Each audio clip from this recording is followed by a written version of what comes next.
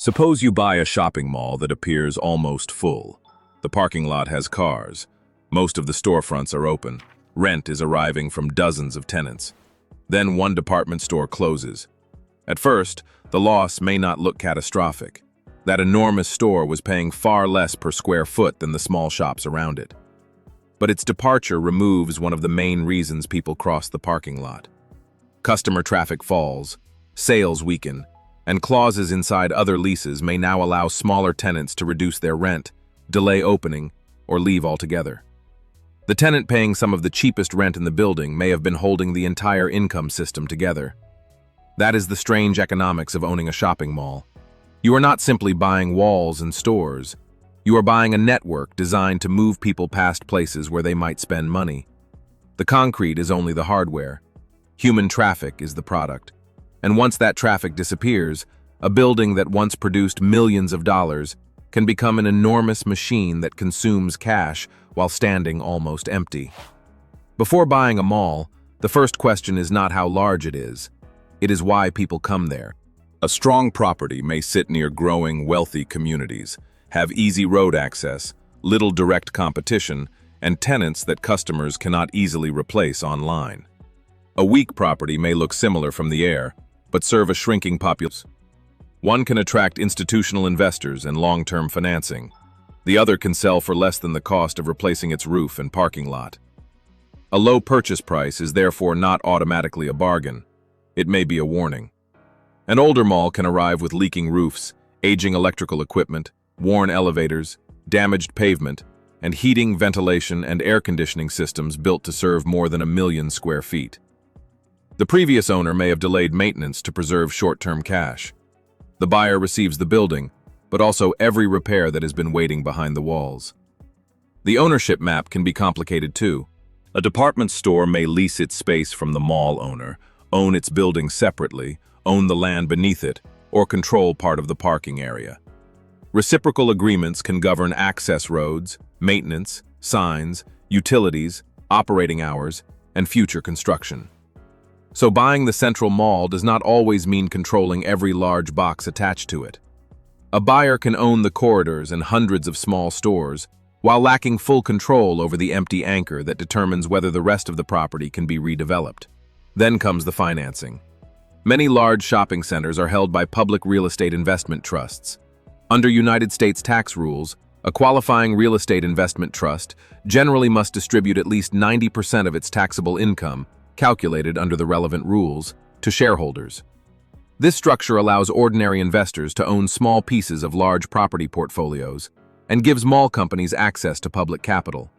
It also creates a very different risk profile from owning one mall privately. A large company may hold interests in dozens or even hundreds of properties. Trouble at one location can be absorbed by cash flow from stronger locations. A private buyer with one mall has no such protection. If the local anchor fails, the entire investment may fail with it. Debt makes that difference even sharper. Interest and principal do not decline because fewer customers entered the building this month. The mortgage is another fixed claim on cash, arriving beside property taxes, insurance, security, maintenance, and utilities. To understand whether that debt can be supported, you need to understand how a mall actually earns money. The first layer is fixed minimum rent. Smaller stores usually pay an agreed amount for their space, commonly expressed as annual rent per square foot. Location inside the mall matters. A small unit near a busy intersection, food court, or popular entrance can be more valuable per square foot than a much larger unit in a quiet corridor. The second layer is expense reimbursement. Many leases require tenants to pay part of the real estate taxes, insurance, utilities, marketing, and common area maintenance. This is the money used to clean the corridors, light the parking lot, operate security, service escalators, remove snow, and maintain the shared parts of the property. The third layer is percentage rent. Some leases require additional payment when a tenant's sales pass an agreed threshold. The owner receives fixed rent first, then a portion of sales above the breakpoint. In practice, percentage rent is often much smaller than base rent and reimbursements, but it creates an important alignment. When the tenant sells more, the property owner can earn more too. Markets, Advertising, sponsorships, parking, events, and leases on outlying parcels can all contribute. A cart occupying very little floor area may command a surprisingly high rate because it sits directly in the path of thousands of shoppers. That reveals the real pricing mechanism inside a mall. Tenants do not pay only for space, they pay for exposure. Now consider the anchor store. Anchors occupy enormous areas, but they have traditionally paid much lower rental rates per square foot than smaller mall stores. Some own their boxes instead of renting them. On a simple rent schedule, that can make the anchor look like a weak tenant. But the anchor performs another job. It gives customers a reason to visit and pulls them through the smaller stores between entrances. The mall accepts lower direct income from the anchor because the anchor can increase the value of every shop around it. In effect, the owner is trading cheap space for customer traffic. That bargain works only while the anchor remains attractive and open. Many shopping center leases contain some form of co-tenancy protection. The exact language varies, but the idea is simple. A smaller tenant agreed to pay a particular rent because certain major stores would be operating and because the property would maintain a certain level of occupancy. If those conditions disappear, the smaller tenant may gain the right to pay reduced rent, postpone opening, close temporarily, or terminate the lease. An anchor can even go dark while continuing to pay rent. The mall still receives the anchor's check, but the doors are locked and the customer traffic is gone. Financially, the owner can lose far more through weakened surrounding tenants than it loses from the anchor itself. This creates a cascade. One anchor closes, traffic falls. Several smaller stores sell less. Some activate co-tenancy rights. Others wait for their leases to expire and refuse to renew. Vacancy rises. The remaining property becomes less attractive to new tenants, so the owner offers discounts or spends money on improvements. Meanwhile, the mortgage and the operating bills continue. The same physical building can move from stable to distressed without losing a single square foot. Common area expenses make the decline even more uncomfortable. The corridors still need lighting when several stores are empty. Security still patrols the entire property. The roof, parking lot, elevators, sprinkler system, and heating equipment still serve the whole building. Many of these costs do not fall in proportion to occupancy. When tenants leave, part of the reimbursement disappears. Depending on the leases, the shortfall may be passed partly to remaining tenants, limited by negotiated caps, or absorbed directly by the owner. In every version, vacancy damages more than rent. It changes who must carry the fixed cost of the property. This is why occupancy can be misleading. A mall described as highly occupied may include anchors on unusually favorable leases, temporary tenants paying discounted rent, spaces that are leased but not yet open, or major boxes that are excluded from the company's reported mall occupancy calculation. A percentage tells you how much area is leased under a chosen definition. It does not tell you how much cash remains after expenses. The better questions are about tenant sales, rent collection, lease expirations, concessions, and the amount of capital required to keep the tenants operating.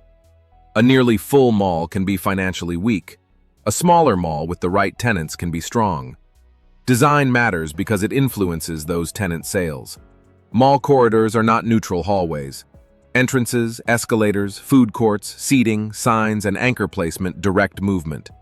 The goal is to increase the number of storefronts each visitor sees and the amount of time that visitor remains on the property. This is why a cinema, restaurant, fitness center, or children's attraction can be valuable, even when its direct rent is not the highest in the building. It can create another trip, extend the visit, and expose customers to the rest of the tenant mix.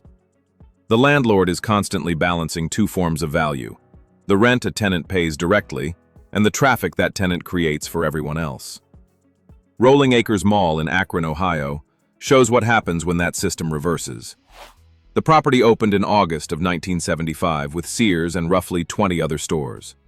Over time, it expanded into a major regional destination with more than 100 stores, multiple department store anchors, a cinema, and a food court. In the 1990s, when Target joined the property, contemporary reporting described occupancy near 98%. From the outside, it looked successful, but competition increased, the surrounding retail market changed, and ownership became unstable. The mall was reportedly sold for $33,500,000 in 2000. Only about 2 years later, another buyer acquired it for $2,750,000, when occupancy was reported at roughly 65%. That collapse in price was not caused by the concrete shrinking. It reflected what investors believed the future traffic and rent would be worth. Target and Dillard's left in 2006. Macy's closed its location in early 2008. The Interior Mall shut later that year. Sears continued through a separate entrance until 2011, and the final outlet operation closed in 2013. By 2016, failed sales and years of deterioration had left the city of Akron in control of the central property. Demolition followed. The site that had once concentrated local shopping was later redeveloped for a large Amazon fulfillment facility. The symbolism is almost too perfect. Land that once created value by bringing customers to products was reused to bring products directly toward customers. But online shopping is not the only explanation for mall failure, and the numbers make that clear. In the first quarter of 2026, electronic commerce represented about 16.9% of total United States retail sales. Most retail spending still occurred elsewhere. The internet did not make every physical store unnecessary. It made ordinary shopping trips easier to replace. That difference separated strong properties from weak ones. A mall that offered little beyond a collection of similar clothing stores lost much of its old convenience advantage. A customer could compare more products online without driving, parking, or waiting in line. Properties already suffering from weak demographics, poor maintenance, heavy debt, or fading anchors were hit hardest. The successful response has been to sell something that cannot be shipped in a box. Mall owners have replaced old anchors with restaurants, gyms, medical services, entertainment, furniture stores, offices, hotels, apartments, and public gathering spaces. Public mall companies now describe their properties not simply as retail centers, but as combinations of shopping, dining, entertainment, service, and mixed-use destinations. This does not mean an empty department store can be rescued cheaply. Subdividing a giant box can require new entrances, walls, loading arrangements, utilities, fire systems, and parking changes. A medical tenant needs different infrastructure from a clothing store. Apartments may require zoning changes and years of construction. The new use can restore traffic, but first the owner must survive the cost and the time. So what would make a mall attractive to buy? The building matters, but the investigation should begin outside it. Is the surrounding population growing? How much do local households earn? Where do customers actually come from? How often do they visit? Which tenants generate those visits? The largest anchor closes. Who owns each anchor box and parking parcel? How much maintenance has been deferred? How much debt must be refinanced? And if retail demand weakens, what else can legally and physically occupy the property? The buyer is not merely forecasting rent. The buyer is testing whether the property can keep producing reasons for people to arrive. In the good version of this business, strong tenants create traffic. Traffic creates sales. Sales support rent, and rent pays for improvements that attract even stronger tenants. The system reinforces itself. In the bad version, one major closure reduces traffic. Weaker sales push out smaller tenants. Vacancy increases the owner's burden.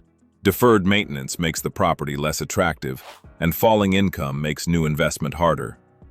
That system reinforces itself too.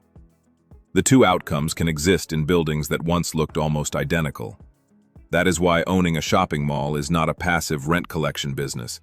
It is the management of a physical marketplace whose participants depend on one another. The anchor is not valuable only because of the rent it pays.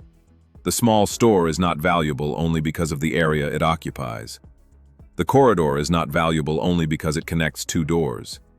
Every part matters because it influences the movement and spending of the people inside. The building is not really the business. The recurring reason to walk through it is. So if someone offers you an enormous mall for an unbelievably low price, do not begin by calculating how much the land and concrete once cost. Ask why the people stopped coming, which contracts will react next, and how much capital it will take to give them a reason to return. Those answers will tell you whether you found an undervalued property or simply purchased a very expensive, empty box. If you enjoy seeing how familiar businesses really work once the money begins moving, subscribe. The next ordinary-looking building may be hiding an even stranger financial machine.